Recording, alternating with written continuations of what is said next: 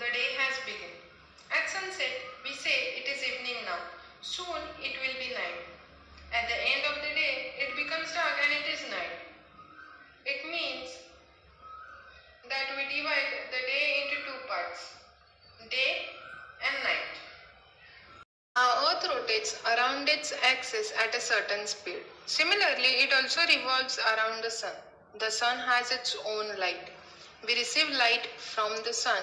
However, we see light only in the daytime. Nights are dark. As the Earth rotates around its axis, the part of its surface which turns around the Sun becomes bright. The part that moves away from the Sun moves into the darkness. The Earth takes 24 hours to complete one rotation around its own axis.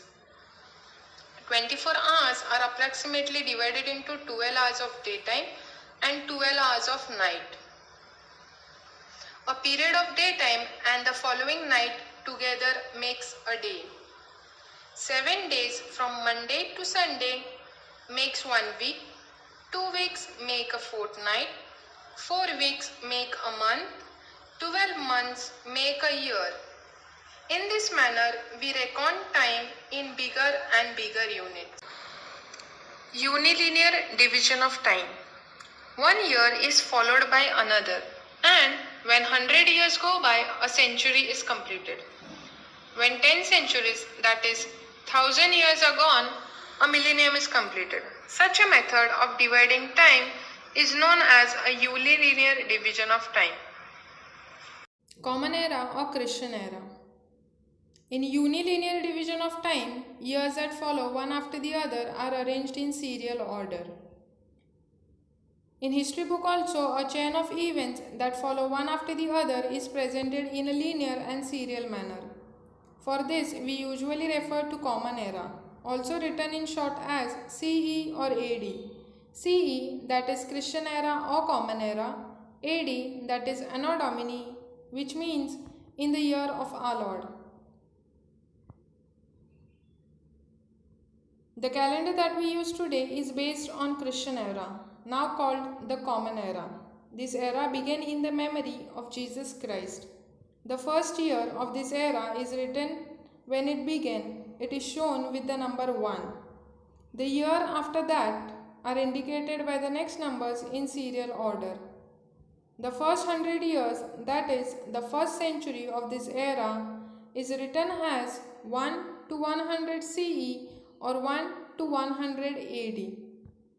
And the period of the first millennium of this era is written as 1 to 1000 CE or 1 to 1000 AD. Time before the Common or Christian Era. The period before the Common Era is known as the time before Common Era BCE or before Christ BC. The year of this period are counted and written in the reverse order. The first century before the Common Era began at the year 100 BCE and ended with 1 BCE. Similarly, the first millennium before the Common Era began at the year 1000 BCE and ended with the year 1 BCE. So the first century before the Common Era is written as 100 to 1 BCE and the first millennium before the Common Era is indicated as 1000 to 1 BCE. Let us look at some more example of this method before the Common or the Christian Era. The lifetime of Vardhaman Mahavir is written as 599 BC to 527 BC. And the lifetime of Gautam Buddha is written as 563 BC to 483 BC. Measurement of time and methods of measuring time. To measure time is to measure the length of time. We know the following units of measuring time: seconds, minutes, hour, day, week, fortnight, month, year, century and millennium. A second is the smallest unit of these. There are various methods of measuring time in different parts of the world. Of these, the Common and the Christian era is the most widely used. We generally indicate a particular day by writing the date of that day. The date consists of the serial numbers of that day, followed by the name or serial number of the current month, and then the serial number of the current year. There are other methods too. We have seen that the Christian era began in the memory of Jesus Christ. It is an age-old custom to start a new era to commemorate a special event, as for example the coronation of a great king. We know that Chhatrapati Shivaji Maharaj had started a new era or shaka known as Rajyabhishek Shaka in 1674 AD to commemorate his coronation.